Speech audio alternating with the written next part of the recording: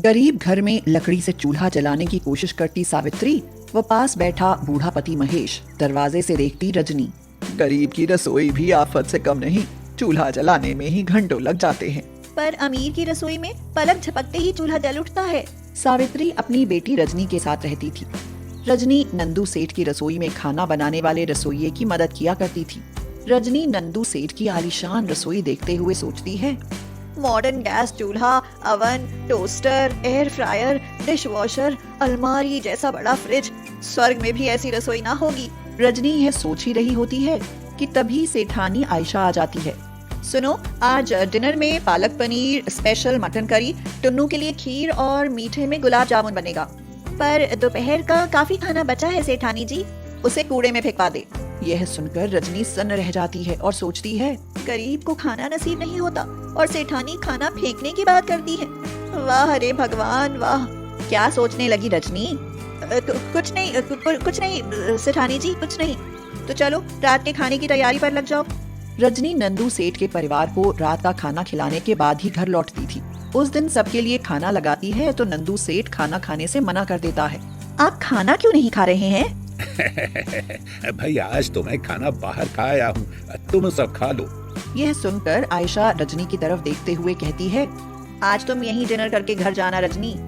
जी सेठानी जी। इनका तो रोज रोज का यही काम है, बाहर से खाना खाकर चले आते हैं। रजनी घर आती है तो देखती है कि उसकी माँ सावित्री चूल्हे पर रोटियां सेक रही है और बीमार पिता महेश पास बैठा है। सावित्री महेश से कह रही थी, आटा तो खत्म हो गया है, जो बचा है उससे तो 4 रोटियां ही बनेगी। तो क्या हुआ, 2 रोटियां तुम खा लेना और 2 रजनी को खिला देना। और आप क्या भूखे सोएंगे? इसके सिवा और मैं कर भी कह सकता हूँ सावित्री। यह सुनकर रजनी की आंखों में आंसू भर आते हैं और वह भगवान से नाराज होते हुए कहती है, वाह रे भगवान तेरा न्याय।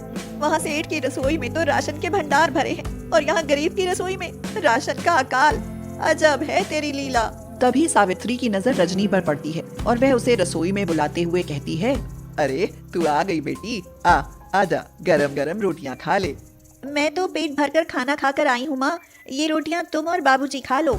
यह कहकर रजनी दरवाजे की ओट में खड़ी होकर उनकी बातें सुनने लगती है। अच्छा हुआ रजनी सेठ के घर खाना खा आई, अब तो मुझे भी खाने को 2 रोटियां मिल जाएंगी।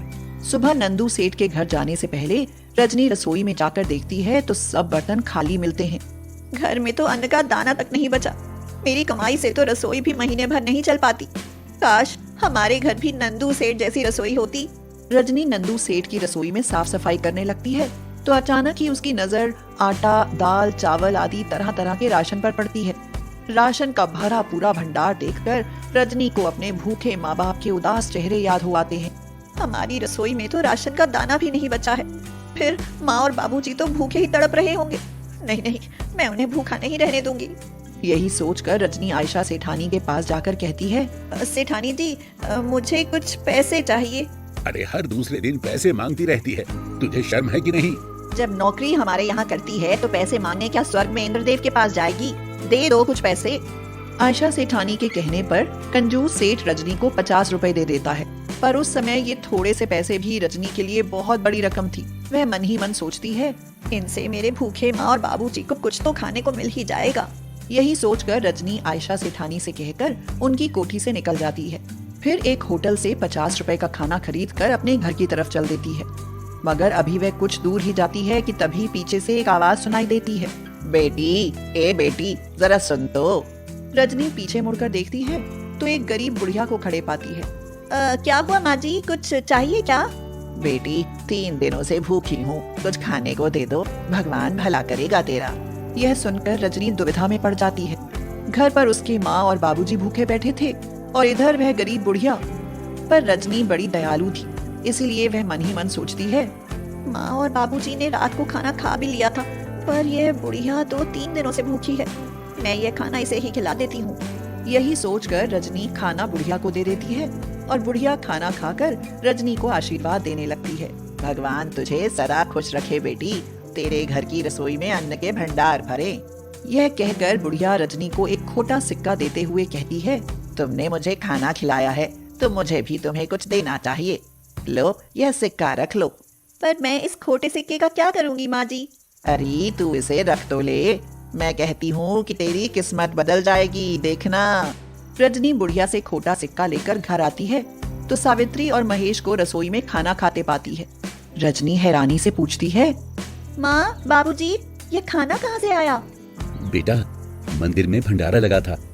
तेरे बाबूजी वहीं से आलू की सब्जी, पूरियां और हलवा ले आए, तू भी खा ले। पहले आप दोनों खा लो। यह कहकर रजनी खोटे सिक्के को एक जगह पर रख देती है और फिर उसकी तरफ ध्यान नहीं देती।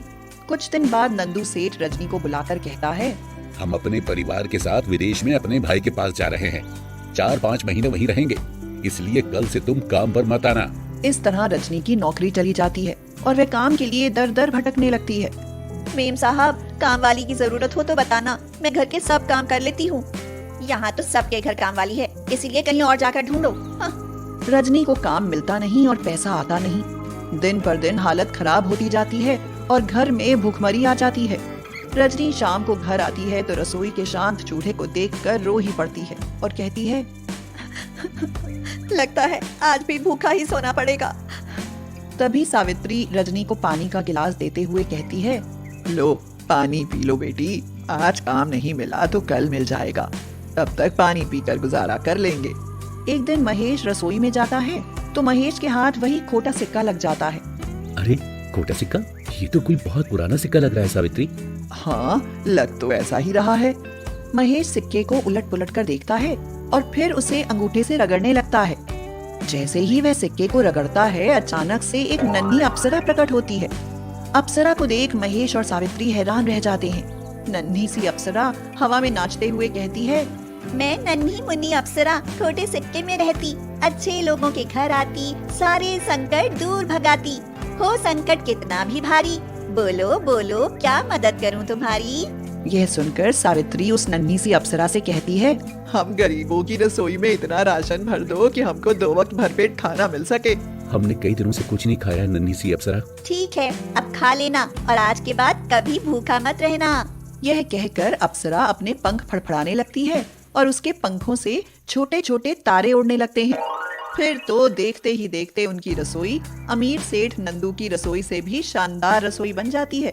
महेश खुश होकर कहता है, अरे अरे वाह, ये तो चमत्कार हो गया सावित्री। हाँ, अब हमारी रसोई में भी रजनी के सेठ की रसोई की तरह समय पर खाना बनेगा। फिर तो रजनी के लिए खाना बनाने में लग जाओ। आज खाना बनाने